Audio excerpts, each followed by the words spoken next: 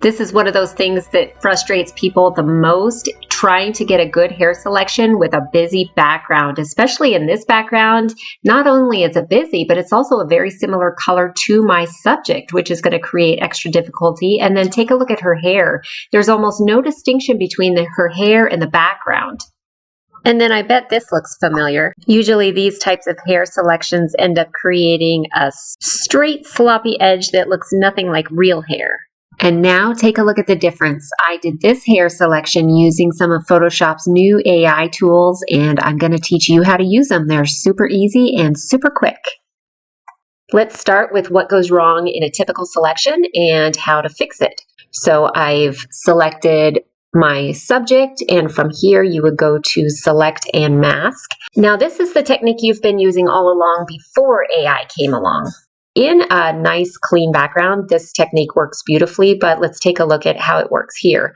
Once again, we've got that problem with the fake looking hair and the rough edges. So from here, you would click on your Refine Edge tool and brush over the hair to try and get Photoshop to detect those edges. But you can see right here where it's still red, Photoshop did not detect that as an edge. So let's cancel that.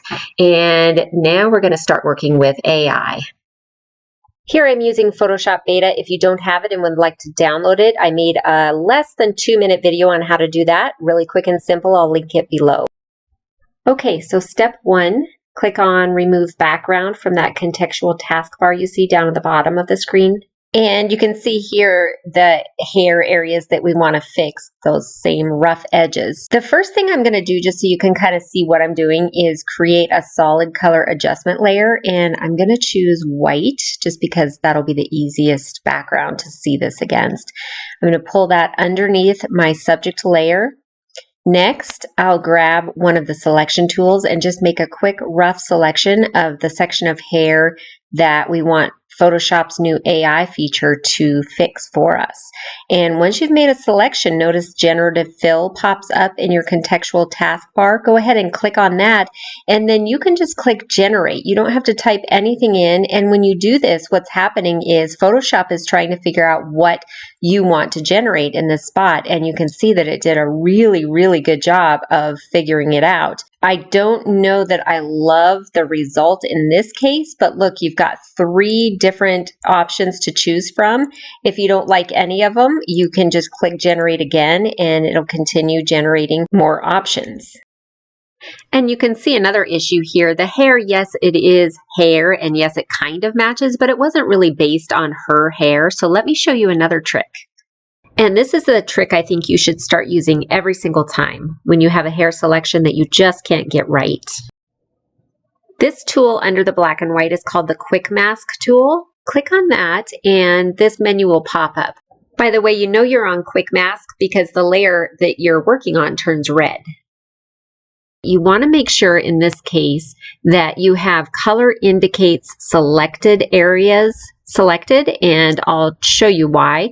It's okay to have red. You can have any color you choose here and just keep your setting at 50%. Click OK. The cool thing we're going to be able to do here with a quick mask is actually create a transparent selection, and I'll show you what I mean. So in order to do that, the first thing you need to do is pick a middle gray color for your brush. So I'm going to come over here and change my foreground color to somewhere in the middle gray. That's going to allow Photoshop to sort of see through the selection and use my subject's own hair as a reference point once I make a selection. So I'm going to click somewhere right in this range. It doesn't have to be exact. Then grab your brush tool and then just start painting in wherever you want your selection to be. Once you're happy, hit Q on your keyboard and look what happens.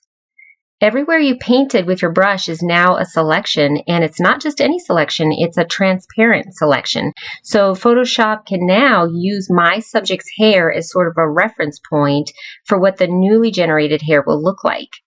By the way, you can have Photoshop use more or less of the reference image by choosing a lighter or darker gray. Lighter is going to be more transparent. Now that we have a selection, let's click on Generative Fill again. And this time, let's actually type in wavy hair just to help it a little bit. Now click Generate. And here we go. Look at the difference that transparent selection made. Photoshop AI is now using her actual hair to generate new hair that looks just like her own real hair. And once again, we have 3 options to choose from. They all look just like her hair, the same color and texture. For me, I think I like this one the best, but just like before, if you don't like any of the options, just click Generate Again and you'll get 3 more. And you can keep on doing that until you find one that you like. Now, there is one real drawback to this method. I'm going to hide my original layer and the white background. This is the layer with the newly generated hair. Notice this section is not transparent. This is a beta feature, so I'm hoping with time that'll change. But once you get it to this point where your subject is on a plain background, it becomes a lot easier to make a selection out of it the normal way, just by clicking Select Subject and doing any necessary adjustments, which will be way easier now, now that that busy background is gone. So for now, that is your workaround. Okay, I know what you're thinking. I forgot that little piece of hair up towards the top of her head. And yes, I did miss that. But, you know, that's easy to get rid of with the eraser tool or whatever tool you choose to use. So anyway, I hope this is helpful. And if you'd like to see more Photoshop tutorials, make sure you subscribe.